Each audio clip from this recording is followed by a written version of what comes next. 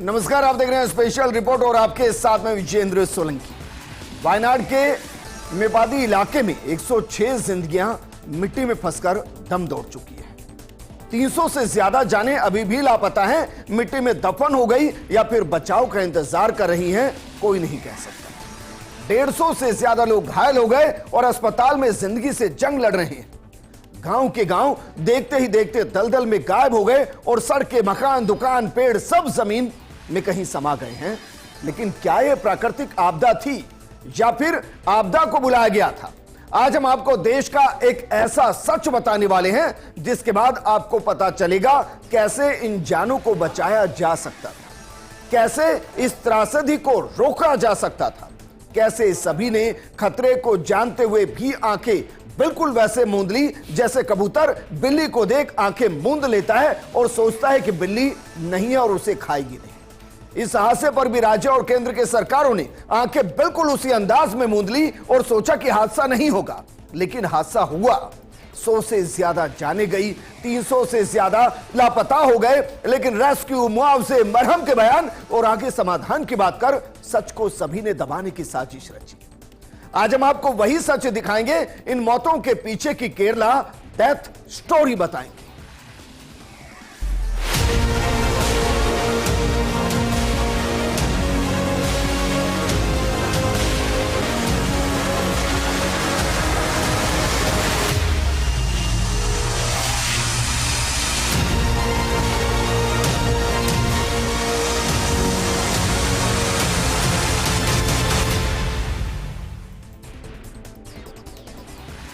सबसे पहले एक नजर में इस पूरी त्रासदी को समझते हैं। इस त्रासदी को जरा समझिए कि अभी तक हम क्या खो चुके हैं और अभी क्या चल रहा है। 106 मौतें अभी तक हो चुकी हैं, 300 से ज्यादा लापता हैं, 200 से ज्यादा घायल हैं और तबाही कई गांव के गांव बर्बाद हो चुके हैं। इसमें जल, थल, वायु, NDRF, SDRF, MI-17, ALH through helicopter इस्तेमाल किए गए हैं। गोताखोर कमांड एंड कंट्रोल सेंटर स्थापित किया गया है और इसके अलावा जो घटना घटी है उसने बता दिया कि हम पूरे तरीके से, मैं फिर कह रहा हूं, हम पूरे तरीके से लापरवाह साबित हुए हैं। हमने आते हुए खतरे को जानबूझकर नजरअंदाज किया है और उसके बाद जो तस्वीरें सामने आई उन तस्वीरों को जरा देखिए, क्योंकि ऐसी तबाही केरल के वायनाड में पहले शायद कभी नहीं देखी गई। यकीन करना मुश्किल है कि कल तक जहां हरियाली ही हरियाली थी वहां मलबा ही मलबा नजर आ रहा है। जहां बस्तियां हुआ करती थी वहां सिर्फ तबाही का मंजर है। बारिश के बाद खिसकी जमीन के साथ दफन हुए मकानों के मलबे हैं। वायनाड में आई कुदरत की तबाही की रणभूमि में बचाव की मुहिम में देश की तीनों सेनाएं उतर चुकी हैं। तीनों सेनाएं राहत और बचाव के काम में जुट गई हैं। मलप्पुरम, कोझिकोड, वायनाड, कासरगोड और कन्नूर जिलों में रेड अलर्ट की घोषणा की गई। भारी बारिश की वायनाड में भूस्खलन की वजह बनी, लेकिन यह कहा जा रहा है असल वजह यह नहीं है। असल वजह आज हम आपको बताएंगे कि इस तबाही की वजह क्या है। लगातार हुई भारी बारिश के बाद इस भूस्खलन में मकान और गाड़ियां किसी कागज की नाव की तरह तैरती और बहती नजर आई। भारी बारिश के दौरान रात करीब 1 बजे मुंडुकई कस्बे में पहला भूस्खलन हुआ। जब बचाव अभियान जारी था तभी सुबह करीब 4 बजे चूरलमाला स्कूल के पास दूसरी लैंडस्लाइड हुई, जहां एक शिविर के रूप में काम कर रहे स्कूल और आसपास के घरों और दुकानों में पानी और कीचड़ भरता चला गया। कल तक अपने मनोरम दृश्यों के लिए मशहूर मुंडकई, चूरमाला, अलमाला और नोलपूजा गांव की अब लैंडस्लाइड की चपेट में आने के बाद तस्वीरें पूरे तरीके से बदल चुकी हैं, बदरंग हो चुकी हैं। अन्य हिस्सों से इन इलाकों में रहने वाले लोगों का संपर्क पूरे तरीके से टूट चुका है। लैंडस्लाइड के बाद तबाही का मंजर बता रहा है कि उस समय क्या स्थिति रही होगी। बाढ़ के पानी में बहे वाहनों को कई स्थानों पर पेड़ों की टहनियों में फंसे और यहां वहां डूबे हुए देखा गया। उफनती नदियों ने अपना मार्ग बदल लिया और वो रिहायशी इलाकों में बह रही है। इससे हालात और ज्यादा खराब होते चले गए और शायद कुछ सोते सोते ही इस दुनिया से चले गए। लेकिन वायनाड के अंदर जो लैंडस्लाइड हुई उसकी वजह क्या है, जो सरकारें बता रही हैं वो वजह पहले सुन लीजिए, फिर हम आपको अंदर की खबर बताएंगे कि असल वजह क्या है। वायनाड में जो लैंडस्लाइड की वजह है उसमें वायनाड केरल के नॉर्थ ईस्ट में है। यह केरल का एकमात्र पठारी इलाका है, यानी मिट्टी, पत्थर और पेड़ पौधों के ऊंचे ऊंचे टीलों वाला इलाका है। केरल का 43% इलाका लैंडस्लाइड से प्रभावित है। और वायनाड की बात करें, जहां घटना घटी, वहां 51% जमीन पहाड़ी ढलानों पर बनी है, यानी लैंडस्लाइड की संभावना बहुत ज्यादा बनी हुई है। वायनाड का पठार वेस्टर्न घाट में 700 से 2100 मीटर की ऊंचाई पर है। मानसून की अरब सागर वाली ब्रांच देश के वेस्टर्न घाट से टकराकर ऊपर उठती है, केरल को हिट करते हुए देश में एक्टिव होती है और इसीलिए इस इलाके में मानसून सीजन में सबसे ज्यादा बारिश होती है। वायनाड में काबिनी नदी है, उसकी सहायक नदी मंडावती, जो कि थोंडार मुडी चोटी से निकलती है। लैंडस्लाइड के कारण इसी नदी में बाढ़ आने से भारी नुकसान हुआ है, लेकिन ऐसा नहीं है कि पहली बार हुआ है, ऐसा भी नहीं है कि पहली बार वहां जान गई है। 2019 का एक आंकड़ा हम आपको दिखा रहे हैं, जरा इसको भी समझिए, क्योंकि हमने हादसों से कुछ सीखा नहीं है। वायनाड के 4 गांव मुडकई, चूरमाला, इसके अलावा अगर बात की जाए तो अट्टामाला और नूलपुझा में लैंडस्लाइड की घटना हुई थी। हम बात कर रहे हैं 2019 की, और इस घटना में जो लैंडस्लाइड हुई थी उसमें 17 लोगों की जान गई थी। 17 लोगों ने अपनी जान गंवा दी थी। और कमाल की बात यह है कि 5 लोग ऐसे हैं जिनका आज तक कोई पता नहीं चला, और जो इस वक्त गायब हैं उनमें से कितने मिलेंगे, कितनों के शव मिलेंगे, यह भी कह पाना मुश्किल, क्योंकि उस दौर में भी 52 घर पूरे तरीके से तबाह हो गए थे, बर्बाद हो गए थे। लेकिन ऐसा भी नहीं कि वायनाड में ही लैंडस्लाइड की घटनाएं होती हैं। देश भर के अंदर जो प्रमुख लैंडस्लाइड हैं, जो आपको हमेशा याद रही होंगी, उन पर भी एक नजर डालते हैं। जरा देखिए कि देश भर के अंदर जो अभी तक की बड़ी बड़ी त्रासदी है, उसमें 2013 में केदारनाथ त्रासदी हर किसी को याद होगी, क्योंकि उसमें 6000 लोगों की जान गई थी। लेकिन क्या कुछ बदला है केदारनाथ में? कुछ नहीं बदला है, और फिर से इस तरीके की घटना हो सकती है। 2020 में इडुक्की में लैंडस्लाइड हुई थी, 70 लोगों की मौत हुई। और 2021 में किन्नौर में लैंडस्लाइड हुई, 28 से ज्यादा लोगों की मौत हुई। और 2019 में वायनाड के अंदर ही लैंडस्लाइड में 17 लोगों की जान जा चुकी है। और हर साल ना जाने कितने लोग लैंडस्लाइड की वजह से जिंदगी को गवा बैठते हैं। लेकिन जो वायनाड है, वायनाड के अंदर क्यों बार बार इस तरीके की घटनाएं होती हैं, क्यों बार बार लैंडस्लाइड होती है, क्यों लोगों की जान जाती है? क्या भौगोलिक दृष्टिकोण से वायनाड सबसे ज्यादा रिस्क जोन में है? अगर हां, तो फिर लोगों की जिंदगी बचाने के लिए क्या अभी तक किया गया है? जरा पहले यह समझिए कि वायनाड का पूरा भौगोलिक इलाका कैसा है। 2695 मीटर यानी कि 8841 फीट से ज्यादा ऊंचा पठारी इलाका है। केरल के 40% इलाके में पश्चिमी घाट है। भयानक नमी वाला जंगली इलाका, जहां थोड़ी देर भी बारिश होने पर लैंडस्लाइड होना लाजमी है, ऐसे इलाके के बीच में मौजूद है वायनाड। 2130 वर्ग किलोमीटर का वायनाड भौगोलिक तौर पर 4 हिस्सों में बटा हुआ है। प्रायद्वीपीय gneissic complex, MiG मेटाइड complex, charnockite group और वायनाड ग्रुप। वायनाड ग्रुप के पत्थर उत्तरी इलाके में है, चार्नोकाइट दक्षिण और दक्षिण पूर्व इलाके में। और यह असल में मिट्टी और पत्थरों को समझने का एक रासायनिक भौगोलिक तरीका। आप गूगल करेंगे तो आप और बेहतर तरीके से इसको समझ पाएंगे। जिला जो है, जिस वायनाड की हम बात करें, 2084 मीटर की ऊंचाई पर मौजूद है। और जिले के ज्यादातर हिस्से को कबानी नदी और उसकी शाखाओं से पानी मिलता है। और मैदानी इलाके में बाढ़ आना बरसात के मौसम में कॉमन सी बात है, क्योंकि चारों तरफ पहाड़ियां हैं। जिले का पूर्वी हिस्सा 1000 से 1400 मीटर ऊंचा है। ज्यादातर इलाके में क्ले जैसी मिट्टी है, यानी कमजोर और सरकने वाली, इसीलिए लैंडस्लाइड का खतरा बढ़ता रहता है। लेकिन क्या वाकई में किसी को जानकारी नहीं थी कि ये घटनाएं घटती हैं? यकीनन सबको थी, हर किसी की जुबान पर थी। तो फिर ये घटनाएं क्यों घटी? 2018-19 में जो हादसा हुआ था उसके बाद बाकायदा कमेटी बनाई गई थी। कमेटी बनाई गई थी दीपू शिवदास और उनकी टीम की, और उन्होंने एक रिपोर्ट तैयार की थी। रिपोर्ट में बेहद चौंकाने वाले खुलासे किए गए थे। रिपोर्ट में कहा गया था कि 242 सेंसिटिव जोन है, यानी कि 242 वायनाड में ऐसे इलाके हैं जहां कभी भी लैंडस्लाइड हो सकती है। वायनाड के 360 वर्ग किलोमीटर का क्षेत्र लैंडस्लाइड को लेकर बेहद संवेदनशील माना गया, और इस हिस्से में लगभग 2000 mm तक बारिश होती है, ऐसा इस रिपोर्ट के अंदर कहा गया। तो फिर इस रिपोर्ट पर किसी ने ध्यान क्यों नहीं दिया? क्या यह रिपोर्ट बाकी रिपोर्ट की तरह ठंडे बस्ते में डाल दी गई? आपको आज फर्स्ट इंडिया इस रिपोर्ट के बारे में बता रहा है जो बेहद कॉन्फिडेंशियल है, जिसके डाटा को बिना अथॉरिटी के शेयर नहीं किया जा सकता।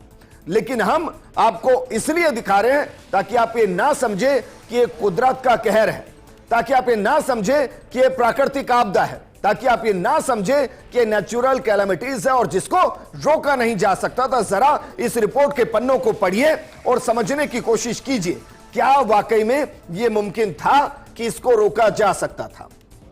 जरा देखिए, यह जो रिपोर्ट है उसके शीर्षक को पढ़िए। क्या लिखा है? Impact of landslide on the forest ecosystem in Wayanad district Kerala with special reference of floristic wealth, यानी कि बेहतरीन वातावरण वहां बने, इसको लेकर वायनाड के इकोसिस्टम को लेकर रिपोर्ट तैयार की गई। और इस रिपोर्ट में आगे क्या है इसको आज आपको पढ़ना चाहिए। इस रिपोर्ट के आगे जब आप चलेंगे तो इसमें सब कुछ लिखा हुआ है। इस रिपोर्ट को किसने तैयार किया? इस रिपोर्ट को तैयार किया दीपू शिवदास ने। इस रिपोर्ट को जिनके सहयोग से तैयार किया एमपी गीता कुमारी, आर प्रकाश कुमार, इन्होंने इस रिपोर्ट को तैयार किया। और यह रिपोर्ट है 117 पन्नों की। 117 पन्नों की जो रिपोर्ट तैयार की गई, उस रिपोर्ट के अंदर बेहद चौंकाने वाले खुलासे। और जरा देखिए, जिसका जिक्र हम कर रहे हैं, यह किसके द्वारा बना? पूरी रिपोर्ट जो तैयार की गई, वो जो पहला नाम दीपू शिवदास, दूसरा एमपी गीता कुमारी, तीसरा आर प्रकाश कुमार, और जिसका हम जिक्र कर रहे हैं 117 पन्नों की यह रिपोर्ट है पूरी। इस रिपोर्ट के अंदर आपको इंटरेस्टिंग चीज नजर आएगी। इस रिपोर्ट के अंदर जो इंटरेस्टिंग है वो है डेट ऑफ पब्लिकेशन। जरा देखिए, डेट ऑफ पब्लिकेशन जून 2019। जो डेट ऑफ पब्लिकेशन है वो आज से लगभग 5 साल पहले रिपोर्ट सबमिट की जा चुकी है। और इस रिपोर्ट के अंदर क्या कुछ है इसके लिए आप गूगल कीजिए, बाकायदा इसकी पीडीएफ मौजूद है। और इस रिपोर्ट को पढ़िए। इस रिपोर्ट में वायनाड के एक छोटे छोटे हिस्से के बारे में विस्तृत जानकारी दी गई है कि वहां का फ्लोरा फ्यूना क्या है, वहां की मृदा का जो स्ट्रक्चर है वो क्या है, वहां के पहाड़ों का स्ट्रक्चर क्या है, वहां होने वाली वनस्पति का स्ट्रक्चर क्या है, और वहां कितने ज्यादा सेंसिटिव जोन हैं और क्यों हैं। आप जानते हैं कि दरअसल जिस इलाके के अंदर ये पूरी घटना घटी है वहां बारिश तो एक कारण है, लेकिन बारिश से जो बड़ा कारण है वो दरअसल वहां जंगलों की अंधाधुंध कटाई है। और जंगलों की अंधाधुंध कटाई करने के बाद वहां खेती की जा रही है। अब सोचिए, चिकनी मिट्टी, पत्थर बहुत ज्यादा नहीं, 1000 मीटर से ऊंचे पहाड़, वहां पर पेड़ों को काट दिया गया, तो उस मिट्टी को रोकेगा कौन? और इसकी तरफ जानबूझकर ध्यान नहीं दिया गया क्योंकि एक बड़ा वोट बैंक जिस पर सभी की नजर रही और किसी ने जानबूझकर इसको डिस्टर्ब करने की कोशिश नहीं की। अब इस रिपोर्ट के अंदर और भी बहुत कुछ है।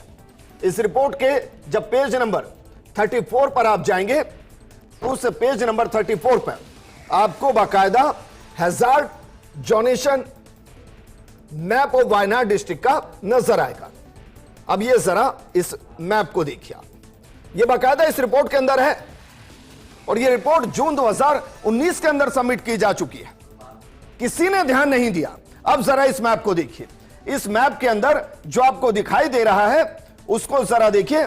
जितने भी आपको ये पूरे जो रेड इलाका नजर आ रहा है, जिसको आप ऑलमोस्ट यहां तक देख सकते हैं, ये इलाका वेरी हाई जोन के अंदर है, यानी जहां कभी भी घटना घट सकती है, जहां कभी भी लैंडस्लाइड हो सकती है, जहां कभी भी जिंदगियां जा सकती है। लेकिन इनको रोकने के लिए कुछ नहीं किया गया। बीते 5 साल में कोई काम नहीं किया गया।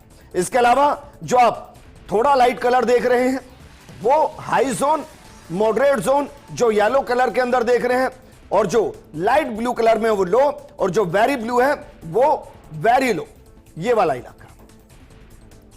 लेकिन आप इस मैप के जरिए बहुत आसानी से समझ सकते हैं कि जो वायनाड का इलाका है उसमें कितने ज्यादा इलाका वेरी सेंसिटिव जोन है, और उसके पीछे के कारण इस रिपोर्ट के अंदर है। लेकिन शायद ये रिपोर्ट धूल फांक रही है, शायद इस रिपोर्ट को किसी ने पढ़ने की कोशिश नहीं की। शायद इस रिपोर्ट को अगर पढ़ लिया जाता, अगर इसको अमल में लाया जाता, तो 106 जानों को बचाया जा सकता था। इतनी जो जिंदगियां गई उनको बचाया जा सकता था। देखिए एरिया के हिसाब से समस्या, जो एरिया के हिसाब से इस मैप के अंदर दर्शाने की कोशिश की गई है, वो दरअसल पूरा इलाका जो बताया गया है, जरा देखिए इलाका जो बताया गया है उसमें जो वेरी लो इलाका है, वेरी हाई से शुरू करते हैं। चलिए,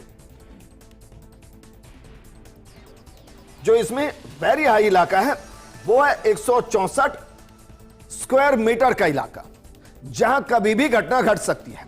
इसके अलावा जो हाई इलाका है वो 371.47 स्क्वायर किलोमीटर का इलाका है। इसके अलावा जो मॉडरेट इलाका है वो 586.98 किलोमीटर स्क्वायर किलोमीटर का इलाका है। 50% से ज्यादा इलाका हाई रिस्क जोन में है, और इस रिपोर्ट के अंदर बाकायदा इस सब की विस्तृत जानकारी, लेकिन किसी ने इसको शायद पढ़ने की कोशिश की ही नहीं। अब जरा देखिए, यह पंचायतों के हिसाब से वायनाड का नक्शा है। शायद आप पंचायतों के नाम नहीं पढ़ पा रहे होंगे, लेकिन जब आप वायनाड को समझेंगे तो फिर इसके अंदर बाकायदा दिखाया गया है कि किन किन पंचायतों के अंदर हाई रिस्क जोन है, जहां कभी भी लैंडस्लाइड हो सकती है, और जहां लैंडस्लाइड हुई है वो उन्हीं हाई रिस्क जोन के अंदर मौजूद है। तो इस रिपोर्ट को तैयार क्यों कराया गया, पहला सवाल। दूसरा सवाल, जब ये रिपोर्ट तैयार की गई तो इसको अमल में क्यों नहीं लाया गया। तीसरा सवाल, क्या वाकई में 5 साल में इस तरीके की घटनाओं का होना और उनको ना रोक पाना, क्या इस सिस्टम का फेलियर नहीं, और क्या जानबूझकर वहां लोगों की जिंदगी को खतरे में नहीं डाला गया, यह एक बड़ा सवाल है। लेकिन आप इसको जरा पढ़िएगा, यह बाकायदा आपको रिपोर्ट गूगल पर मिल जाएगी, इसकी PDF मिल जाएगी। इसको आप जब पढ़ेंगे तो इसमें पूरी जानकारी है, पूरा डेटा है, और समाधान भी बताने की कोशिश की गई है कि समाधान क्या है। लेकिन शायद हमारे देश में सिस्टम को समाधान नहीं चाहिए, और एक परमानेंट समाधान तो बिल्कुल नहीं चाहिए। शायद इस सिस्टम को जो समाधान चाहिए वो स्थायी नहीं चाहिए, क्योंकि अगर स्थायी समाधान होगा तो फिर ऐसा लगेगा कि सिस्टम ने काम किया है। लेकिन लैंडस्लाइड क्या है, कैसे होती है, भारत के किन किन हिस्सों के अंदर ये एक्टिव है, और अगर वहां इतनी बारिश होने के बाद इतना भयंकर त्रासदी आ रहा है, तो सवाल यह कि अगले 2 दिन का वेदर रिपोर्ट क्या कह रहा है, और क्या वहां तबाही की शुरुआत है। अब आपको बताते हैं केरल के अंदर जो लैंडस्लाइड हुई उसके पीछे की वजह क्या है, वो हम आपको बता चुके हैं। लेकिन लैंडस्लाइड क्या है, ये कैसे होती है, ये भी हम आपको जरा बताते हैं, समझने की कोशिश कीजिए। क्योंकि लैंडस्लाइड एक प्राकृतिक आपदा या फिर कहें कि भूवैज्ञानिक घटना है। हालांकि इसको रोका नहीं जा सकता, यह धरातली हलचल के कारण होती है, और उसके कई कारण हैं। जो कारण है उसमें पहाड़ी क्षेत्रों से ढलानी, चट्टानों की मिट्टी और चट्टान का नीचे की तरफ खिसकना, कीचड़ मलबे का अचानक तेज बहाव के साथ जमीन की तरफ आना, या नीचे गिरते या खिसकते हुए जो होता है उसे लैंडस्लाइड कहा जाता है। ये घटनाएं आमतौर पर भारी बारिश, बाढ़, भूकंप, या कहें कि ज्वालामुखी विस्फोट या फिर मानवीय गतिविधियों के कारण होती है।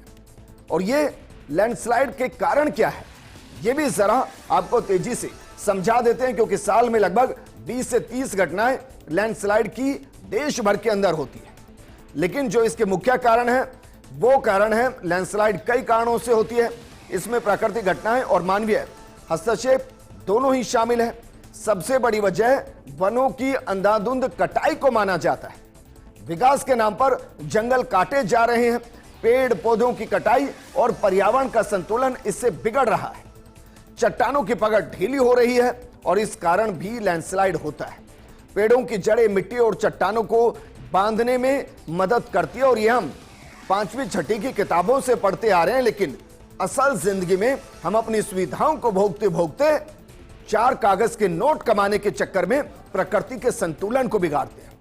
भूकंप और मूसलाधार बारिश के चलते भी लैंडस्लाइड होती है, लेकिन लैंडस्लाइड किन राज्यों में ज्यादा होती है यह भी आपको समझाते हैं। जरा देखिए कि लैंडस्लाइड किन किन राज्यों के अंदर, हिमाचल प्रदेश, उत्तराखंड, सिक्किम, अरुणाचल प्रदेश, जम्मू कश्मीर और केरल। इसमें हिमाचल, उत्तराखंड, जम्मू कश्मीर, सिक्किम ये पहाड़ी इलाका, अरुणाचल प्रदेश का एक बड़ा हिस्सा पहाड़ी और केरल का वो हिस्सा जो वेस्टर्न साइड से जुड़ता है वो हिस्सा पहाड़ी और वहां कच्चे पहाड़ है और इस वजह से हादसे होते हैं। अमरनाथ यात्रा इस वक्त चल रही है। अमरनाथ यात्रा के भी जो बालटाल रूट है उस पर अक्सर लैंडस्लाइड की घटनाएं होती है, क्योंकि वहां इस वक्त बारिश हो रही होती है और बारिश के बीच में वहां पर भी कच्चे पहाड़ हैं। लेकिन लैंडस्लाइड से निपटने के लिए सरकार ने कौन कौन सी पहल की है, कागजों में या कहें कि कागजी जो योजनाएं धरातल पर उतारी जा रही है उनमें कौन कौन सी है। राष्ट्रीय भूस्खलन जोखिम प्रबंधन रणनीति 2019, भूस्खलन जोखिम शमन योजना, इसके अलावा लैंडस्लाइड एटलस ऑफ इंडिया, बाढ़ जोखिम न्यूनीकरण योजना, भूस्खलन और हिमस्खलन पर राष्ट्रीय दिशा निर्देश। ये दरअसल सरकार की तरफ से काम किए जा रहे हैं इन योजनाओं के जरिए। लेकिन सवाल यह है कि फिर ये घटनाएं क्यों हो रही हैं। तो चलिए सरकार अपने अंदाज में काम करेगी, हम आपको उपाय बताते हैं कि लैंडस्लाइड रोकने के क्या क्या उपाय हैं और कैसे आप इन घटनाओं को मिनिमाइज कम कर सकते हैं, सबसे कम कर सकते हैं। सबसे जो बड़ा कारण जो हम बचपन से पढ़ते आ रहे हैं वह है वन रोपण और वृक्षारोपण। अभी तो एक अभियान भी चल रहा है, एक वृक्ष मां के नाम। आप एक वृक्ष मां के साथ प्रकृति के नाम का भी लगा लीजिए, क्योंकि यह हमारी मातृभूमि है। प्रकृति को मां के तौर पर हम देख रहे हैं, तो उसके संरक्षण के लिए भी एक वृक्ष आप लगाएंगे तो आगे चलकर लैंडस्लाइड से राहत मिलेगी, लेकिन जमीन पर लगाने से नहीं। फिर आपको उन्हीं इलाकों में जाकर वृक्ष लगाने होंगे। इसके अलावा ढलान की सुरक्षा, अमूमन आप देखते हैं ना, एक पहाड़ी इलाका जहां रास्ता बना होता है वहां तारों के माध्यम से, एक पूरे जाल के माध्यम से पहाड़ को रोकने की कोशिश की जाती है। कुछ उस तरीके से उन इलाकों में करना चाहिए जहां कच्चे पहाड़ हैं, बारिश ज्यादा है, वनों की कटाई हो चुकी है, वहां उनको रोकने का कोई समाधान करना चाहिए। निर्माण पर नियंत्रण यकीनन होना चाहिए, क्योंकि जो पहाड़ी इलाके और जहां इस तरीके की घटनाएं होती है, अगर वहां निर्माण करेंगे तो खतरा सबसे ज्यादा होगा। और जो इस तरीके के इलाके हैं वहां टेक्नोलॉजी के माध्यम से आपको निगरानी रखनी पड़ेगी। आपको देखना पड़ेगा कि अगर यहां आबादी ज्यादा है और यहां पहाड़ों के अंदर लगातार लैंडस्लाइड हो रही है, तो फिर उनकी मॉनिटरिंग करनी पड़ेगी तकनीक के जरिए कि कब वो पहाड़ खिसक रहा है। क्योंकि ऐसा नहीं होता है कि बड़े बड़े पहाड़ अचानक से खिसक जाते, नहीं, एक शुरुआत होती है और उस शुरुआत के बाद पहाड़ के खिसकने में लगभग 2 से 4 घंटे, कई बार कई दिन लगते हैं। अगर हमें उसके खिसकने की जानकारी मिलेगी तो वक्त से पहले रेस्क्यू किया जा सकता है। लेकिन इस बार मॉनसून भी पहले से ज्यादा बेहतर आई है। मॉनसून 2% के आसपास ज्यादा इस बार हुई है। जरा देखिए, क्योंकि जो मॉनसून है इसको चलाइए जरा, अगर मुमकिन है तो। 28 जुलाई तक नॉर्मल बारिश हुई है। जो नॉर्मल बारिश है वो 428.3 मिलीमीटर है, जबकि जो इस बार बारिश हुई है वो 438.0 मिलीमीटर हुई है और 2% ज्यादा बारिश हुई है। कहीं कि ऑलमोस्ट मिलीमीटर में आप देखेंगे तो 10 मिलीमीटर के आसपास ज्यादा बारिश हुई है। और मॉनसून सीजन जून से सितंबर में 868.6 मिलीमीटर यानी कि 86.88 सेंटीमीटर बारिश होनी चाहिए। 2024 में 106% बारिश का अनुमान है और जो पहले से कहीं ज्यादा है। लेकिन राज्यों में मौसम का हाल इस वक्त क्या है, इसको भी आपको देखना चाहिए, क्योंकि जो हुआ है उससे ज्यादा बारिश का अनुमान लगाया जा रहा है। तो जरा यह भी देखिए कि किस राज्य का हाल क्या है। इसमें अगर बहुत भारी बारिश का अलर्ट अगर आप देखेंगे, अगर मुमकिन है तो इसको थोड़ा जूम कीजिए। गुजरात, उत्तराखंड, कर्नाटक, मणिपुर, त्रिपुरा, नागालैंड और मिजोरम।